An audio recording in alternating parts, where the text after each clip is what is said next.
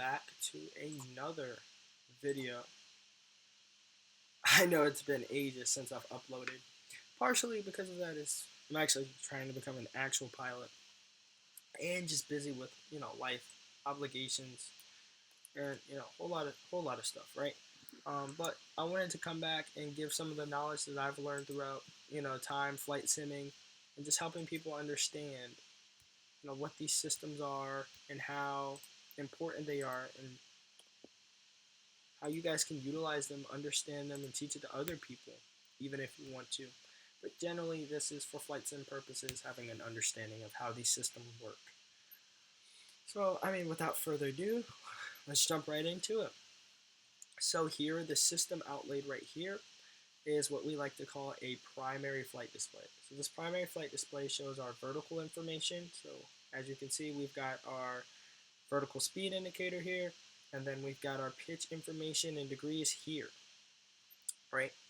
And as well as our altitude, shows our roll information. So these little squares on the top shows the angle at which we're rolling at, and obviously our speed information, and a couple other stuff that come along with the primary flight display to increase situational awareness for the pilots and multiple other stuff. So first, we're going to talk about the circle right here, this big thing. So obviously, if you think about it, this makes a lot of sense just looking at it. Blue is representing the sky, brown is representing the ground, right? Brown ground, blue sky. So that's the first thing to understand with this primary flight display. And most primary flight displays are like this, unless you're like in a Cessna 172 with like super special avionics, and synthetic vision actually shows you what the ground looks like, which is pretty neat.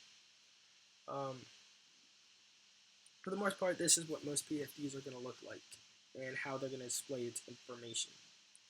So here, if we look, we have our pitch up, which is, it has a 10-degree increment here. So it shows you, okay, you're at 10 degrees pitching upward. And obviously the next line is 20. So these actually jump by 2.5. So you've got your first line, which is showing 2.5 degrees, right? There's no number there, but it's implied. And then this second line, which is 5 degrees, third line 7.5, and 10. So each of these lines jump up by not 0.25. Each of these lines jump up by 2.5, and the same going downward. So 2.5, 5, 7.5, 10. So that's 10 degrees downward, 10 degrees upward, right? Here we have this special cross, this little crosshair here, and this is what we call our flight director. Our flight director basically tells us which way we should be maneuvering the aircraft in order to follow the designed flight path that was imported into the aircraft to follow. So sometimes you'll see this line deviate to the right, or you'll see the line deviate to the left. So this vertical line is showing your flight path deviation. So if this line's deviated, let's say here to the left, that means that you're off course. Now if this horizontal line here is deviating, right, and say this horizontal line drops to about 10 degrees below, it's showing you that you're above the path that your aircraft needs to be in order to be on the proper flight plan and climb angle. So I'm not going to have an example of it here, but it pretty much makes sense the way I've explained it. And it'll make sense once you guys really start to get your feet in the simulator and real world aviation. So here at the very top, if you look here, hold on. Yeah, here, this little section, let me see if I can get my, pull it up. Alright, do we have our marker? Nope, we don't have a marker, hold on. Alright, now we have our marker. Okay, but here, right, you're probably wondering what this section is. So this section here, and specifically referring to this yellow pyramid, this pyramid is referring to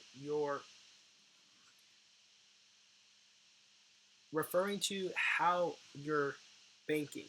is your bank leveled? And what I mean by leveled, are you skidding? Are you slipping on the turn? This is basically your slip skid indicator here. I forget what the technical name is for it. But your slip skid indicator, and it basically tells you the quality of your turn. So let's say you turn 30 degrees, right? Say you're turning 30 degrees and your aircraft is slipping or skidding in the turn, you're going to see this pedal here, this bottom part of the actual pyramid itself is going to deviate from this top triangle, right?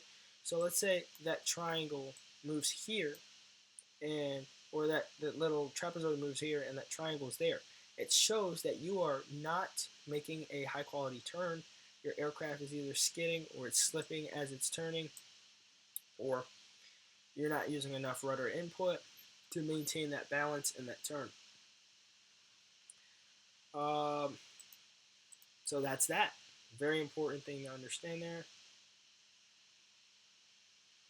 So now we're going to jump over to, so we talked about this, we talked about our flight director. Let's talk about airspeed. So now we're going to jump over to our airspeed indicator here. Actually, I'm going to clear this so it makes more sense. Let's see. Boom. Boom. Boom. Alrighty, perfect. So now we have our airspeed tape. So what's very special about this airspeed tape is it shows you, you know, here you're in your flap configuration. This is the speed that you are not allowed to exceed while your flaps are extended. And since he's he's at 145 knots right now, this is an approach speed. He's on an ILS approach. This speed right here down here, this little tape, is showing you that, okay, your aircraft is going to automatically trigger takeoff, go around. I'm going to spell it out here, TOGA. Your aircraft on autopilot is on auto throttle is going to automatically trigger takeoff, go around once you start to drop below that speed, because your aircraft will stall. So that is a safety feature of the Airbus A320. Is once you start to drop below the recommended speed or the point to which your aircraft is going to stall, your aircraft will automatically trigger a takeoff, go around thrust, or takeoff, go around thrust to ensure that your aircraft does not stall. And an additional thing here, these little lines are 5-degree increments. So I did say it was at 145 knots before. So if we look in between 45 and 40, we could roughly say that he's about 143 knots. So as you can see, 140, 140, or 150, sorry, 160, 170, 180. So I'm sorry, yes, he was at 145 knots, and it actually jumps by 10 degrees. Hey, that's what we're here to learn for, right? I'm kidding. Hey, we all make mistakes, but 10 degrees, so 140, 150, 160, 170, 180. So obviously in between those two, that'd be 145. Somewhere closer to here would be 142, 143, and whatnot, and all that good stuff. Now, let's get to the more sophisticated stuff. And I don't mean too difficult, but just a little something. So let's take a look at this speed indicator. On the Airbus A320, there is a system, not necessarily a system, but it's called your mode control panel. And what this does is you basically set these settings for your autopilot to control. So let's say, for example, we have our selected altitude of 5,000 feet here. Our altitude is selected on the mode control panel, was dialed 5,000 feet. So that is the altitude that the aircraft is going to hold at because you assigned it to. That's why this is kind of a turquoise color, sky bluish color. Now let's say if this was an altitude restriction, you would have a magenta or kind of Yeah, magenta color. So if you had an altitude restriction or anything of that sort, this 5,000 would turn magenta, and that would be the point that your aircraft is not going to pass because it is following a vertical descent path. If the arrival calls for 5,000 feet as do not descend below that, that will turn purple, or it could be indicating your next altitude restriction, if that makes it easier. But anyways, the speed here is telling you that the aircraft's speed is automatically being managed. Here in the mode control panel, we can see that the aircraft has been selected to 145 knots or so. And this aircraft on auto throttle is managing the speed. Therefore, we have an annunciator here on our PFD showing us that our aircraft speed is being managed. So that's good to know, right? Now let's say we were on toga, which is takeoff go around, right? If we were on toga, our oh goodness.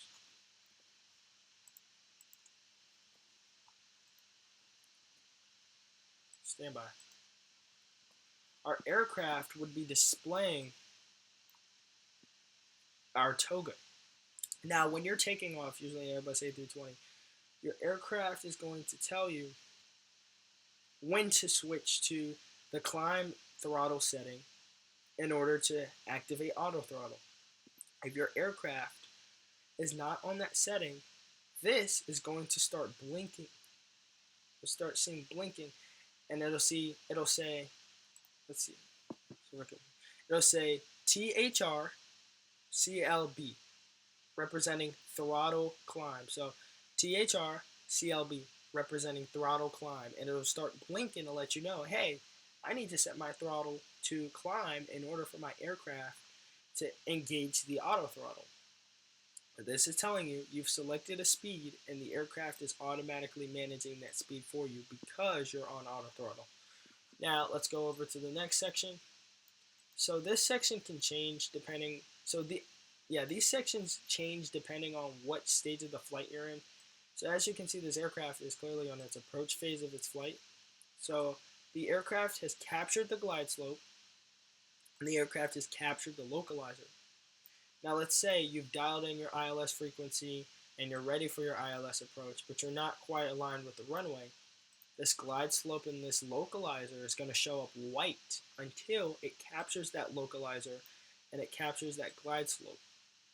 Once the aircraft has captured those settings or those systems, they're going to be automatically managed. And a great way to understand this and see this is anything that's green is being automatically managed. Anything that's white is on standby. So if you see that it's green, the aircraft is managing it. The aircraft has captured your localizer and glide slope, and now the aircraft is managing it. Now, usually in flight, these will show something different, and you'll see that, and I promise it'll all make sense. But just understanding these basic things right here will help you significantly. Now, this Cat 3 approach here is not really relevant to the primary flight display in regards to how the primary flight display works. It's just telling you the kind of approach you're on. And if you're actually on an RNAV approach, area navigation, and you're flying that approach, instead of seeing localizer and glide slope, you'll actually get a glide path indication. Get a glide path indication letting you know, hey, aircraft has captured the glide path. We're already on our flight plan route, which is it's following a GPS route. And now we just have to capture a glide path in order to get us down to the runway. And guess what that glide path controls? Our vertical guidance. And guess what? It's definitely going to show a diamond right here. And same here. If you're on an RNAV approach, it's going to show you that diamond, showing you that you are online with the course and you're following it precisely. It's not going to say localizer because remember, ILS and RNAV approaches are different, right? Localizer shoots out frequencies. RNAV is just following a GPS. So, kind of went off topic there, guys. That's just typical of me. And this here little part here shows you that all these little systems that you have on the mode control panel. So your autopilot 1 and 2 are armed, your flight director 1 and 2 are armed, and your auto throttle is armed. But as you know, our auto throttle is actively working. So this is just letting you know that those are some aircraft systems that are running right now. So if we come down to the bottom here, we can see that our localizer is showing a magenta. We've got our purple localizer, and that's basically showing you where the ILS frequency is coming from. And the localizer obviously a little off center with it, but that's just an indication of where that localizer is coming from. Now down here, this little tape here, this is your heading indicator, or it shows you your compass direction in which you're following on the aircraft. So let's say if we were to go 250, the aircraft would be set to 250. So that aircraft is following that heading. And you would see that aircraft is completely aligned. This yellow bar here is going to be completely aligned with heading 250. On here, up here, if you come to the top of the primary flight display, you'll get an indication that your aircraft is following a heading, HDG, which will pop up here. And your aircraft will be aligned with this heading setting here. Down to this bottom left corner, we have our localizer identifier, India Mike November Whiskey. So that's our localizer identifier. And then we've got our frequency, which is 108.7. And this shows us our distance from the localizer, which is 7.4 nautical miles. NM meaning nautical miles. And yeah, pretty awesome sauce, right? Obviously, we've got our QNH to the bottom right quarter, which is basically our barometric pressure setting. If we had to adjust our barometric pressure, we would dial that in, and that would change accordingly. Now, last but not least, let's talk about our vertical speed indicator. So with our vertical speed indicator, here we've got indication of how we are descending. So for this aircraft, at 145 knots, descending at 800 feet a minute is what is needed to maintain a 3-degree glide path in order to follow this localizer, or correction, this glide slope path. Now, where it says 0.8, and as you can see, this is your level line. This line indicates that your aircraft is level and it's not climbing nor descending. So yeah, it shows that you have no vertical speed movement. Levelness is determined here, where that white line between the blue and brown indicates, you know, the sky and ground.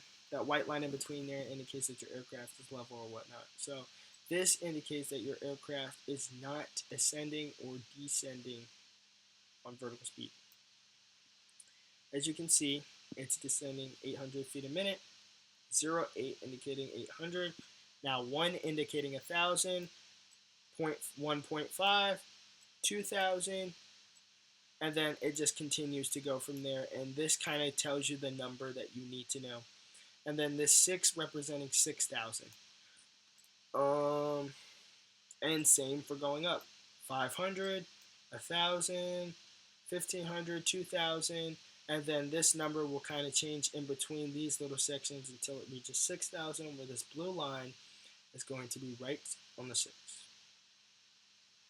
So, just to recap and kind of summarize basically what we talked about. We talked about the primary flight display and how it functions, the important systems in regards to the primary flight display, and now you learned something new, right? So, got our mode control panel settings selected here. Got our primary flight display here. 10, I kind of deleted the little spot there, just ignore me. 10 indicating our 10 degrees up. 10 here down here indicating our 10 degrees downward with our pitch. Our slip skid indicator. telling us the quality of return. We've got our glide slope, our localizer, localizer identifier, frequency and distance, heading indicator, barometric pressure setting, and our airspeed trend tape. Now, also, one thing I didn't talk about here is if your aircraft is significantly losing speed, and I want to use my coloring for this. If your aircraft is significantly losing speed, you'll be able to identify via the trend tape, so that it'll start showing a line. It'll start showing a line going downward, showing that your aircraft is losing a significant amount of speed. So you're like, okay, I need to apply a little bit of throttle because my aircraft is losing speed. That's why it's called the airspeed tape trend indicator, because it's a trend. It's showing you the trend of how the aircraft is expected to accelerate or decelerate. Um, and that concludes my lesson on how to read a primary flight display. If you guys have any further questions in regards to this, let me know if I missed something, and I'd be more than happy to come back on here and talk about it. Without further ado, enjoy your flight simming. Peace.